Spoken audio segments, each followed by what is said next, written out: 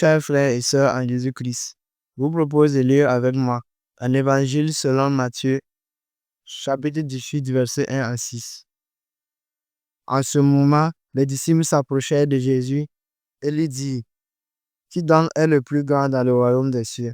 Jésus ayant appelé un petit enfant, le plaça au milieu d'eux et dit: Je vous dis en vérité, si vous ne vous convertissez et si vous ne devenez comme les petits enfants, vous n'entrerez pas dans le royaume des cieux.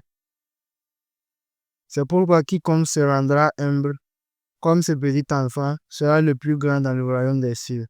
Et quiconque reçoit en mon nom un petit enfant comme celui-ci, me reçoit moi-même.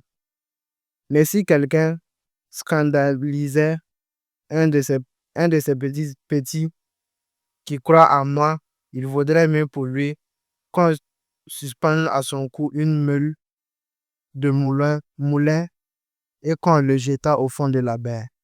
Que le Seigneur bénisse sa parole. Allez. Bonjour, frères et sœurs en Jésus-Christ, chers amis, chers internautes. Que le Seigneur vous bénisse et qu'il vous garde.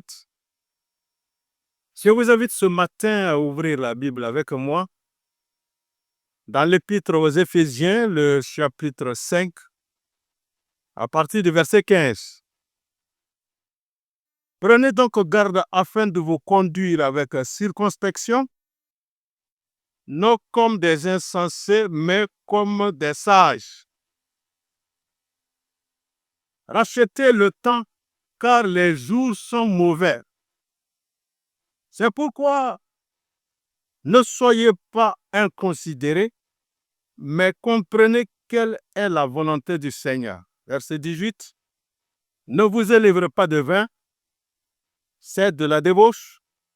Soyez au contraire remplis de l'Esprit. Que le Seigneur bénisse sa parole. En d'autres versions, le verset 15 dit ceci. Toujours dans Éphésiens 5, verset 15 dit ceci. Prenez garde à marcher soigneusement, non pas comme étant dépourvu de sagesse, mais comme étant sage. Et le verset 16, saisissant l'occasion parce que les jours sont mauvais. Amen. Alors quand nous regardons au verset 15, il dit d'être vraiment sage et de marcher soigneusement. La marche doit être selon le Seigneur, parce que les jours sont mauvais.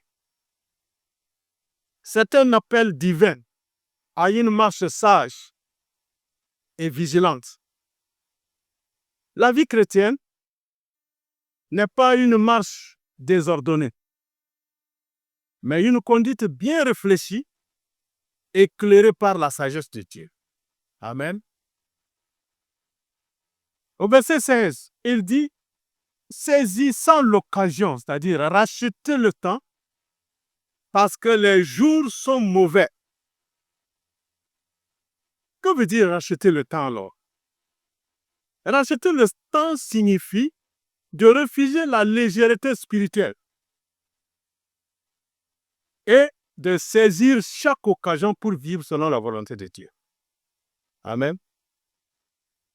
C'est ça de dire racheter le temps.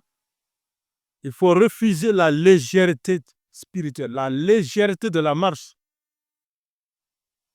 et saisir l'occasion et voir la volonté de Dieu toujours. Parce que vivre sans sagesse, c'est perdre le temps que Dieu nous confie. Quand tu perds le temps que Dieu te confie là, c'est ça vraiment sans sagesse. C'est pourquoi le Seigneur nous interpelle ce matin. Le temps est court. Les jours sont mauvais. Les jours sont pleins de pièges et de distractions spirituelles. Oui, il y a trop de distractions spirituelles aujourd'hui. Les jours sont tellement mauvais, ce n'est pas parce que Dieu a changé. Non, mais c'est parce que le péché a progressé. et que le temps accordé à l'homme est limité. Il y a un temps pour ça, c'est limité. Le temps est un don de Dieu. Et aussi un terrain de combat. Chaque moment que Dieu nous donne, c'est un don, mais aussi un terrain de combat. Celui qui gaspille le temps, ça veut dire qu'il gaspille aussi une grâce. La grâce que Dieu donne. Ah, mais ça ne peut pas se renouveler indéfiniment. Dieu va s'arrêter à un moment. Le temps passe, bien-aimé, et ça nous rapproche de l'éternité. Les jours passent, les mois passent, les années se consument. Mais nous comprenons très bien que chaque instant qui s'enfuit nous rapproche à la fois de la mort et du glorieux retour de notre Seigneur Jésus-Christ. Amen. C'est pourquoi la parole nous enseigne à avoir une conscience claire du temps, comme le dit dans le psaume 90, c'est Moïse qui parle là-bas, psaume 90. Regardons le psaume 90 à partir du verset 12. 90, 12. Il dit là-bas, enseigne-nous à bien compter nos jours, afin que nous appliquions notre cœur à la sagesse. Ça, c'est Moïse qui parle ici, dans le psaume 90, 12. Il demande au Seigneur de nous enseigner à compter nos jours, afin que nous appliquions vraiment nos cœurs à la sagesse.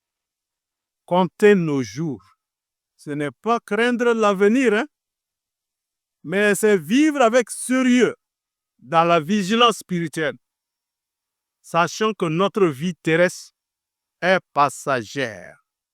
Comme le dit encore le psaume 103, regardons le psaume 103, verset 15.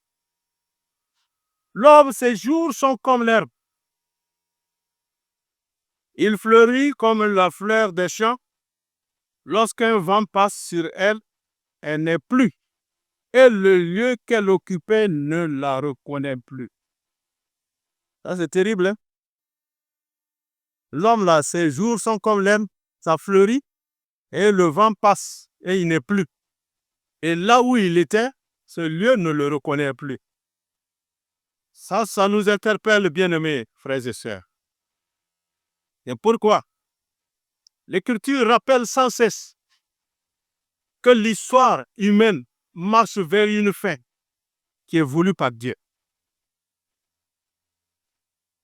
L'histoire marche vers la fin. Parce que Jésus est venu, il a accompli la rédemption par la croix, et il est monté auprès de son Père, et il reviendra. Il reviendra d'abord pour ceux qui ont cru en lui, comme il est dit dans Jean 14. Regardons l'Évangile selon Jean, chapitre 14, le verset 3. Et lorsque je m'en serai allé et que je vous aurai préparé une place, je reviendrai et je vous prendrai avec moi, afin que là où je suis, vous y soyez aussi. Jésus reviendra. Il va nous amener là où il est. C'est merveilleux ça. Amen. Le croyant, le chrétien a une assurance. Nous attendons ce retour-là. Il nous prendra avec lui. Il va nous amener. Et là où il sera, nous y serons. Mais maintenant, ceux qui l'ont refusé, ceux qui ne veulent pas Jésus aujourd'hui, là, voyez ce qui vous attend? Le jugement. Parce qu'il dit dans Jean 5, Jean le chapitre 5, regardons le verset 22, le Père ne juge personne, mais il a remis tout jugement au Fils, afin que tous honorent le Fils comme ils honorent le Père. Celui qui n'honore pas le Fils n'honore pas non plus le Père qui l'a envoyé. Verset 24. En vérité, je vous le dis, celui qui écoute ma parole et qui croit à celui qui m'a envoyé à la vie éternelle et ne vient point en jugement, mais il est passé de la mort à la vie. Amen. Le Père ne juge personne, mais il a remis le jugement à son Fils. C'est Jésus qui viendra juger.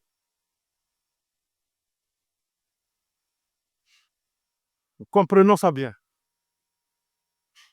Et afin que tous honorent le Fils comme ils honorent le Père. Si tu n'honores pas le Fils, tu n'honores pas non plus le Père. Amen.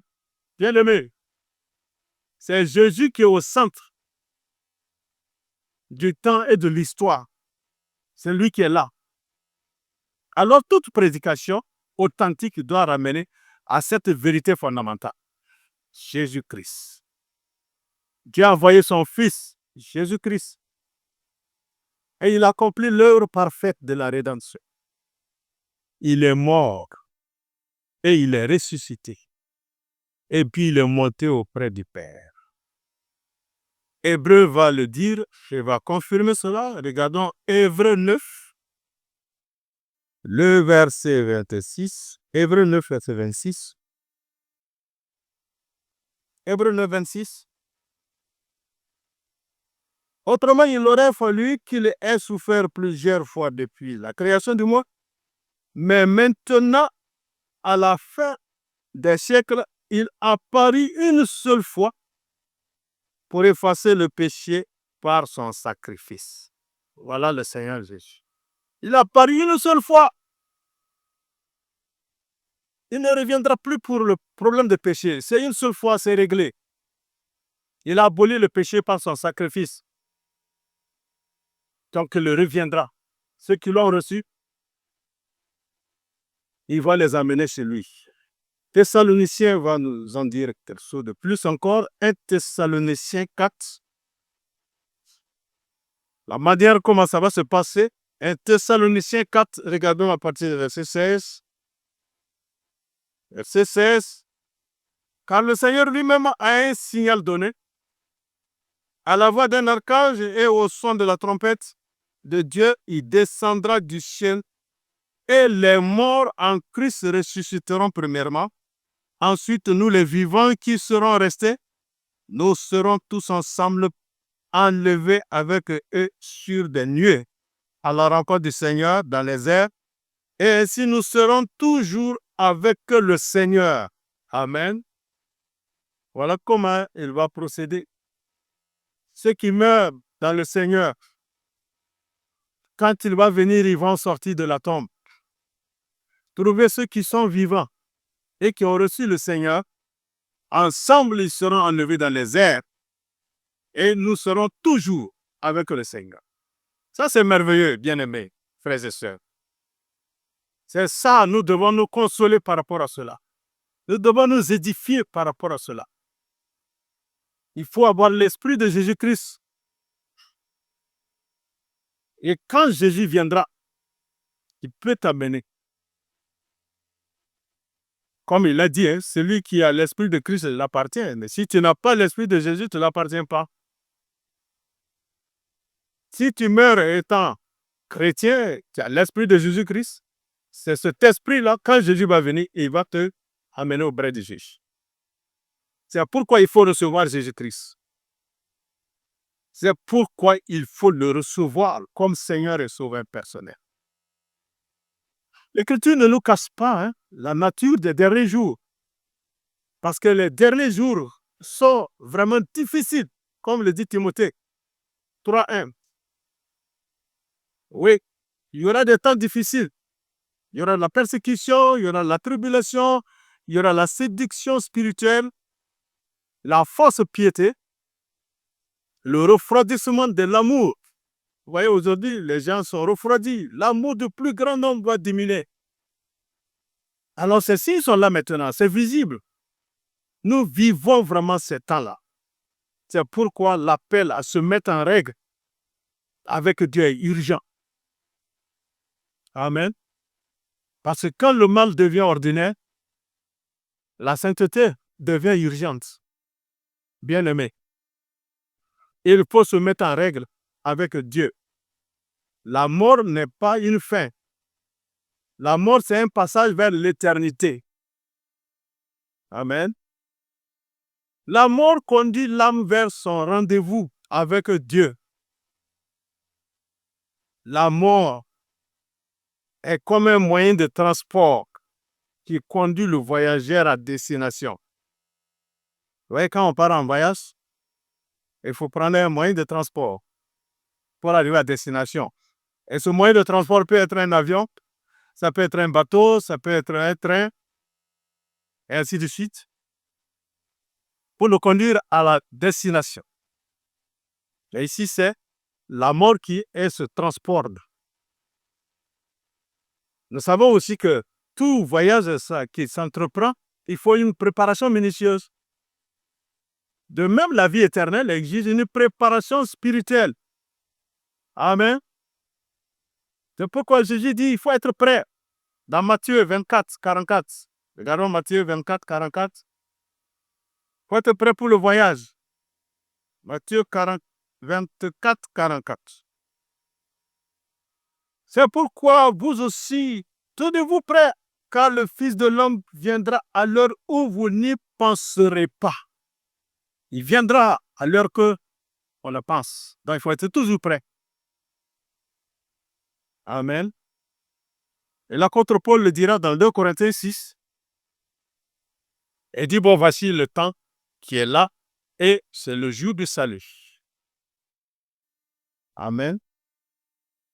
Parce qu'il est réservé aux hommes de mourir une seule fois, après quoi vient le jugement. Bien aimé, mais quand même en allant en voyage, il faut avoir des papiers. Des papiers qui sont reconnus. C'est la même chose pour aller au ciel. Il faut avoir des papiers du ciel, des papiers qui sont reconnus au ciel. Beaucoup parlent aujourd'hui du paradis, mais il y a peu aussi qui se préparent pour le paradis. Voyez-vous, les vrais documents qui sont valables devant Dieu, c'est la repentance sincère. Il faut d'abord se repentir. C'est le message que les apôtres, Jésus lui-même, donnait. Dans Actes des apôtres, regardons Actes des apôtres, chapitre 3, verset 19, 3, 19. Repentez-vous donc et convertissez-vous pour que vos péchés soient effacés. Repentez-vous et convertissez-vous. Et pour que vos péchés soient effacés. Parce qu'au ciel, on ne part pas avec des péchés. Il faut se repentir et se convertir à Jésus-Christ.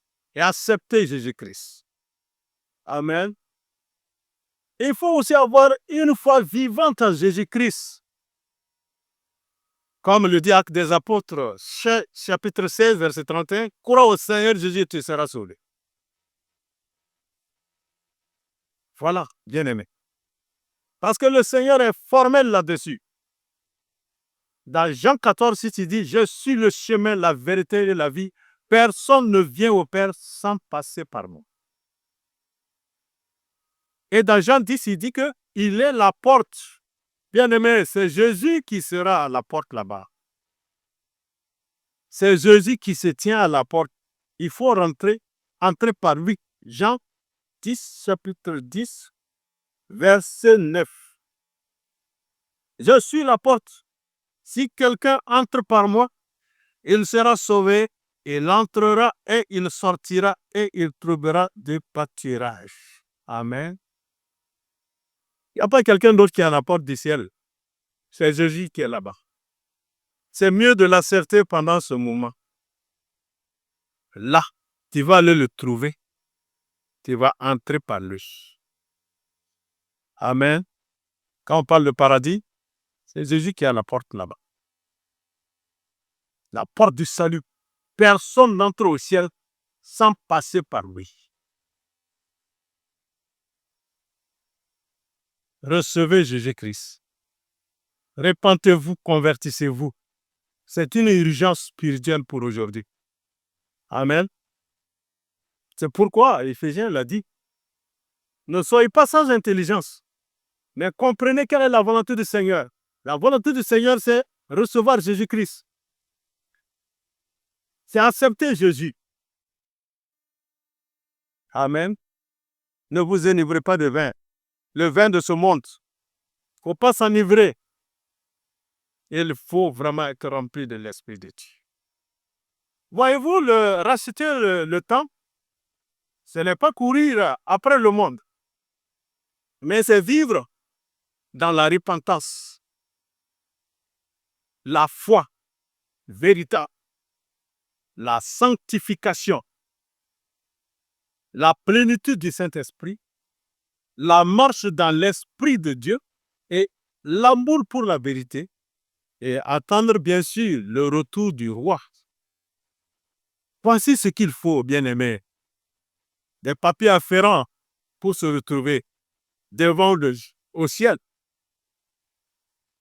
face à face avec Jésus, où il dira, bon et fidèle serviteur, entre dans la joie de ton Seigneur. C'est ça. Une réelle repentance. Conversion véritable. C'est ce que les apôtres annoncent. Jean-Baptiste l'a annoncé. Race de vipères, vous avez pris la colère à venir. Repentez-vous, changez, que votre repentance soit véritable. Ayez la foi en Jésus. Marchez dans la sanctification sans laquelle personne ne verra le Seigneur. Et la plénitude du Saint-Esprit, la marche par l'Esprit. Ne marchons pas selon la chair. Le vieil homme est crucifié. Nous ne l'obéissons plus. Aimez la vérité et attendez le Seigneur. C'est pourquoi il dit de veiller. Veillez donc, car vous ne savez ni le jour ni l'heure. Bien-aimé, il faut se dépêcher. Il faut se dépêcher, non dans la peur, mais dans l'obéissance, parce que Jésus revient bientôt. Amen. Il faut se dépêcher. Non dans la panique, mais dans l'obéissance. Jésus revient bientôt. Maranatha. Notre Seigneur vient. C'est ça qui est là ce matin. Nous allons prier. Seigneur notre Père céleste, toi qui es la source de la vie et qui es le maître des temps, toi qui étais, qui es et qui viens, nous nous prosternons devant ta sainteté. Éclaire nos cœurs, Seigneur, afin que nous ne marchons plus dans l'ignorance, mais dans la sagesse que donne ton esprit. Apprends-nous à racheter le temps, Seigneur, car nos jours sont courts et nos forces sont limitées.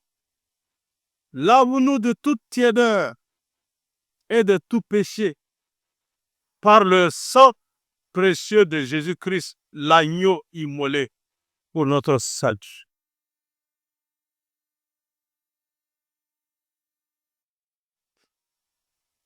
Accorde-nous, Seigneur, une repentance vraie. Une repentance non seulement sur les lèvres, mais une repentance qui est vraiment de nos cœurs. Une repentance qui est pour la vie. Remplis-nous de ton Saint-Esprit, afin que nous ne soyons pas enivrés par ce monde, mais que nous soyons fortifiés par ta présence. Fais de nous des veilleurs, attentifs à ta volonté et fidèles jusqu'à la fin. Souviens-toi de ton Église, Seigneur, garde-la pure dans les temps difficiles, ferme dans la foi au milieu des épreuves et vigilant dans l'attente de ton retour. Seigneur Jésus-Christ, toi qui es le chemin, la vérité, la vie, reçois nos vies entre tes mains. conduis-nous jusqu'au port de l'éternité et fais-nous entrer par la porte de ton royaume. À toi soit la gloire, l'honneur, la louange, la majesté, maintenant et pour des siècles des siècles. Maranatha, viens Seigneur Jésus-Christ. Amen. Que le Seigneur vous bénisse au nom de son Fils Jésus-Christ. Amen. Gloire au Seigneur.